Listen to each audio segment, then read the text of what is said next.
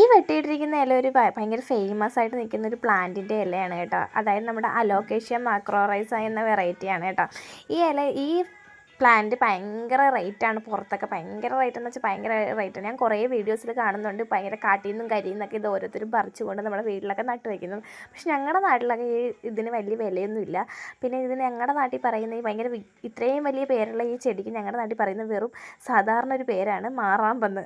ഈ മാറാമ്പ് ഞങ്ങളുടെ ഇവിടെയൊക്കെ സാധാരണ വേറൊരു ചടങ്ങിനാണ് ഉപയോഗിക്കാറ്.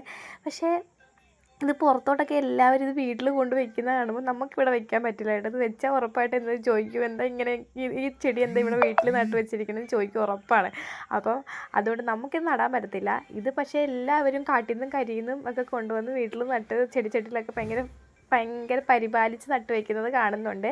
അതായത് വേറൊന്നും കൊണ്ടല്ല, ഇതിന് ഒരുപാട് പേരുണ്ട്. നമ്മുടെ എലിഫൻറ്റ് ഇയർ എന്നും പിന്നെ എന്താ അലോക്കേഷ്യ മാക്രോറൈസ എന്നൊക്കെ പറഞ്ഞ് ഭയങ്കര വെറൈറ്റി പേരൊക്കെ ഉള്ള ഒരു സൂപ്പർ ചെടിയാണിത്.